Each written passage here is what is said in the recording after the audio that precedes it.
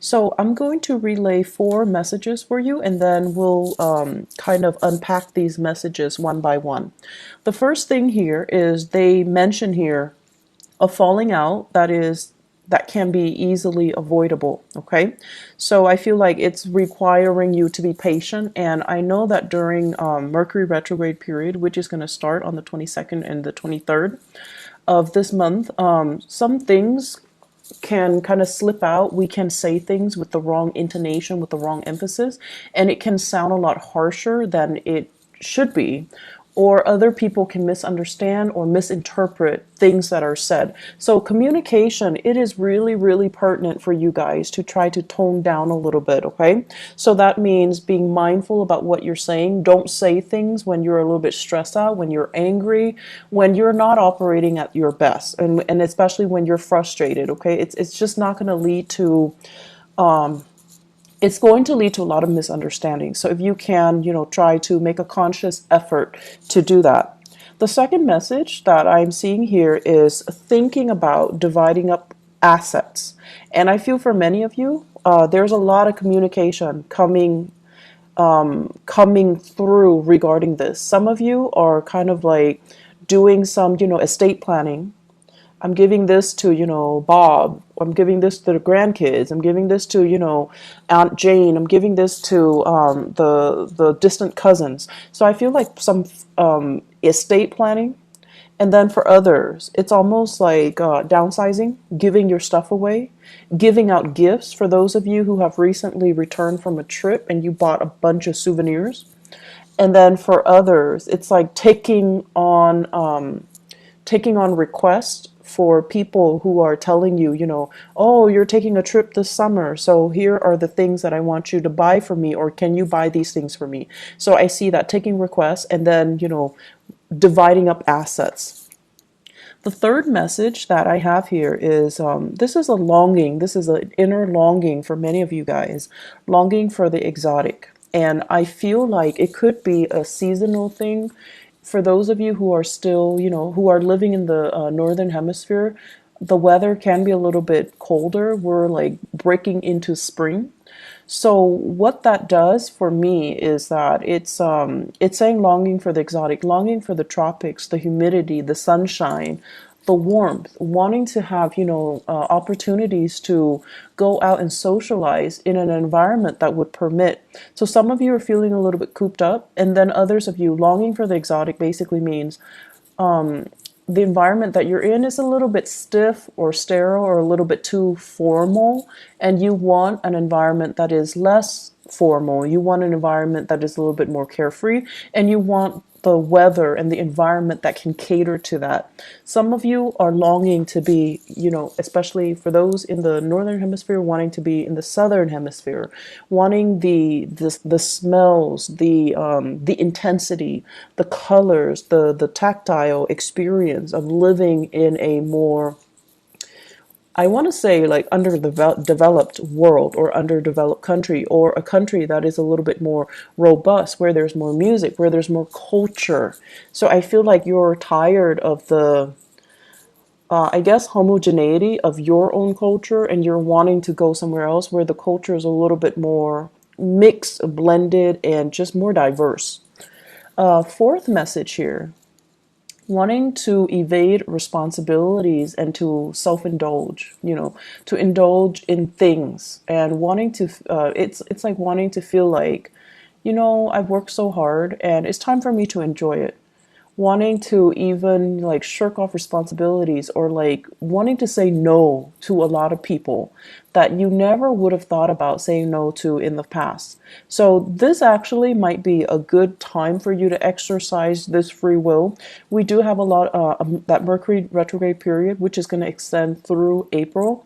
So if you feel like your gut is telling you, I'm not going to take on this project. I don't want to work with these people, or they're not telling me the whole story. If you feel that nudge, it would be in your best interest to possibly say no. Or you can tell them yes, but later, or, not right now. Let's resume this conversation in the end of spring. So it is, or the end of April, excuse me. So it's within your right to be able to say that, and to give them a timeline where when you can, reconvene at a later date. It's actually going to be in your best interest, and I feel like it would work out well for you. If you feel like something's off, or you energetically you don't want to take on additional projects, additional work right now, definitely don't, because Mercury retrograde cycles are not good times to start new things. So I feel like you have that going for you. Okay, you have that going for you, working for you.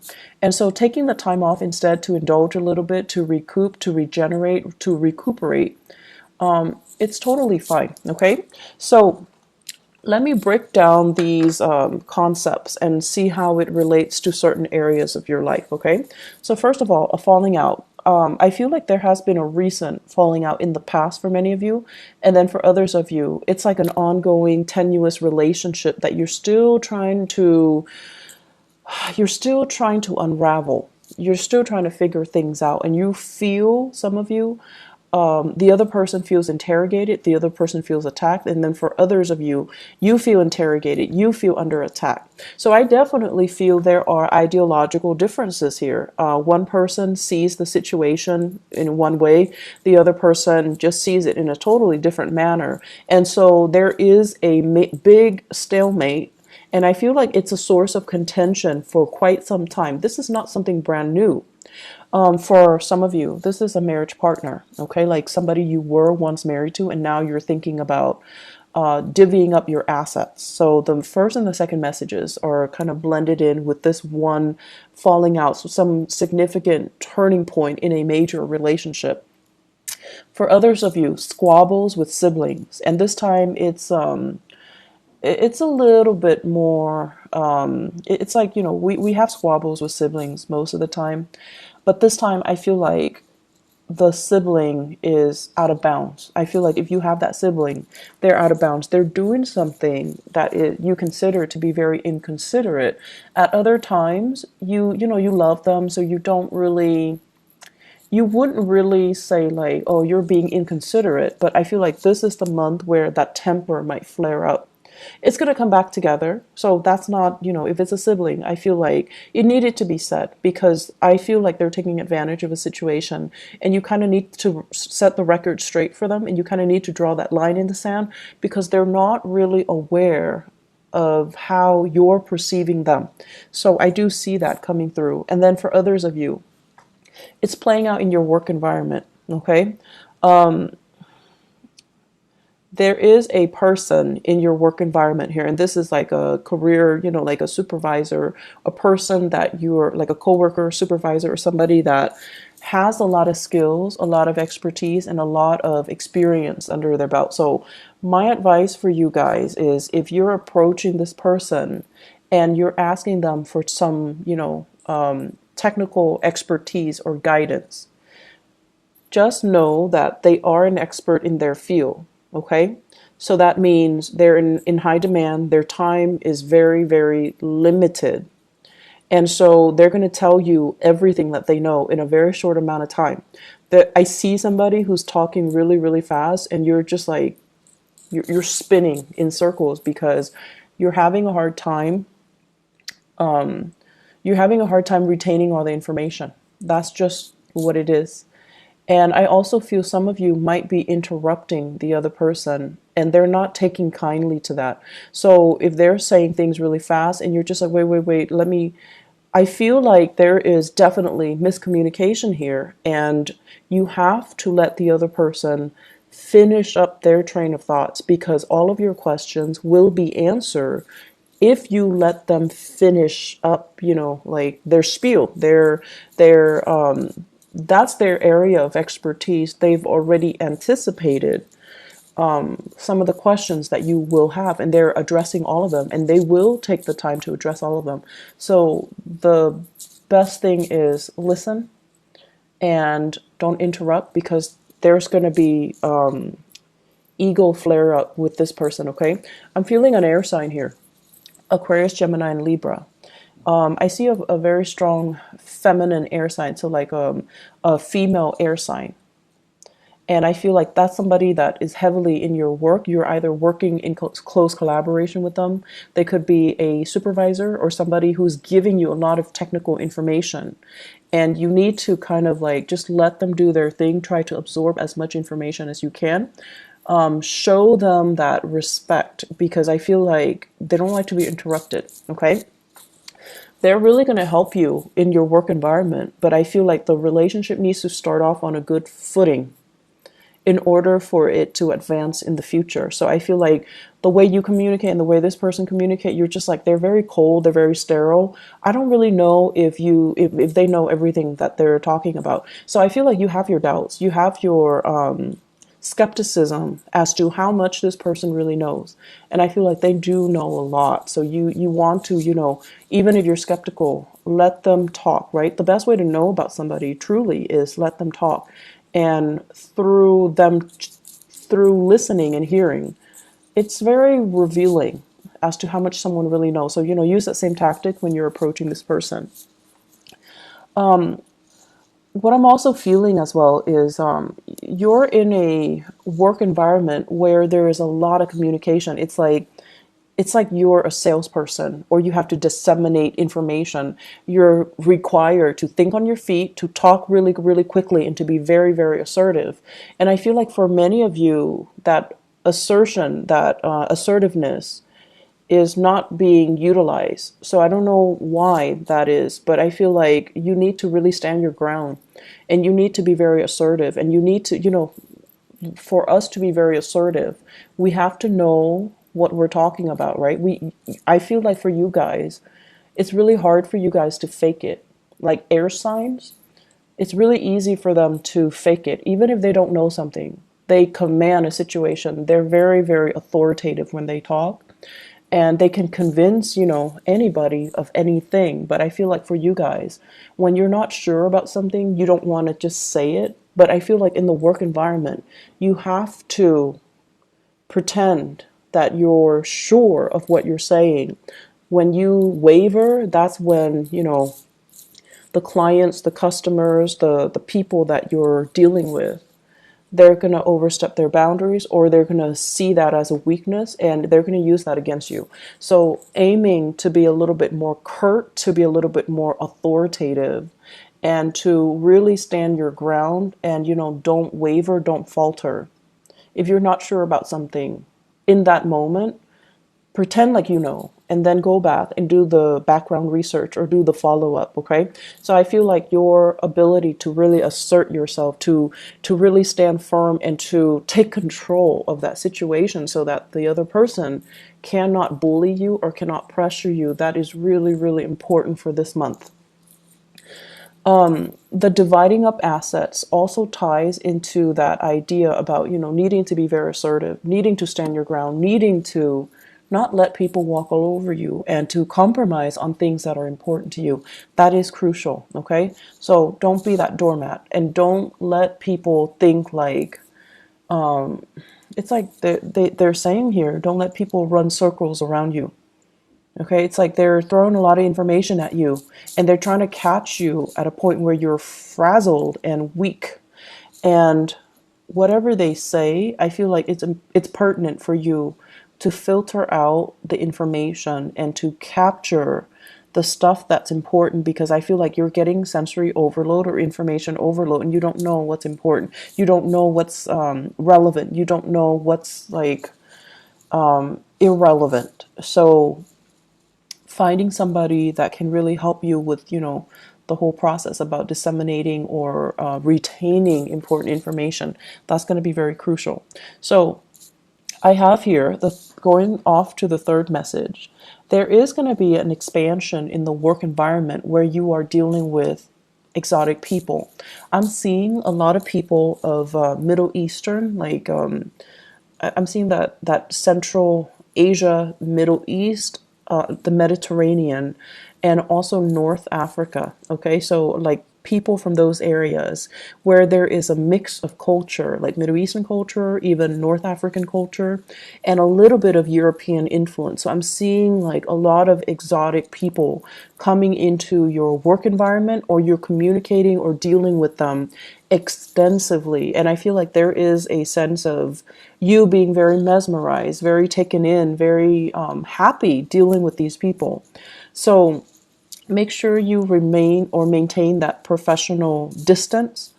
And as well, make sure that it's like, don't let people run circles around you. Okay, they might try to charm you, try to get a good deal, or try to get you to do favors for them. You're very good at sniffing these brown nosers. You're really good at identifying them. Okay, but I feel like they're flattering, and you're also quite enamored with them. And I don't feel like it's just romantic partners. It can be, but I feel like it's more clients, more people that you're coming into contact with. It's different, it's new, and it's very exotic, and it's exciting, and you're going to want to please. You're going to want to please them. You're going to want their business. You're going to want their friendship. You're going to want their company. So just make sure you are not blindsided. Okay. I'm also feeling as well, they say like favors. Okay. People asking you for favors and stuff. Pick your battles. And especially, if it's not something you can't do, learn to say no. It's within your right to say no. All right. And for others who have just recently returned from a long vacation, you're conjuring up and thinking about and planning out your next vacation, which I feel is really exciting.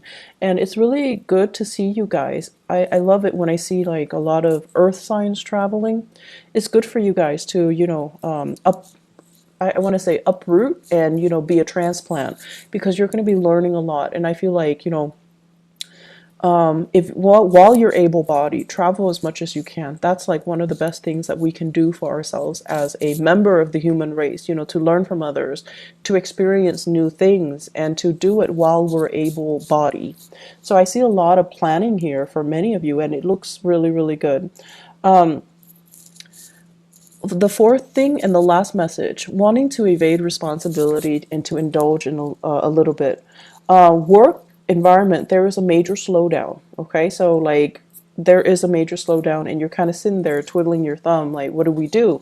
There's a lot of people working, so that means the it's like full employment. So wherever you're working, there's a lot of people. There's work, and everyone is chipping in to get the work done. So no one's working overtime. No one is like stressed out. No one is burnt out because, the work is getting done.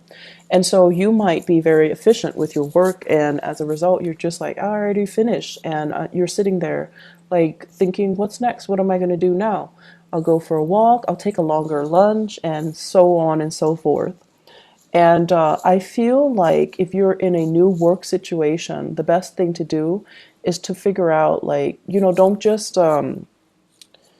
take that long lunch. Take the initiative to do something else. The initiative to even go to your supervisor and just be like, I'm done with my work. Is there anything else I can help you with? Or is there anything else you need me to do?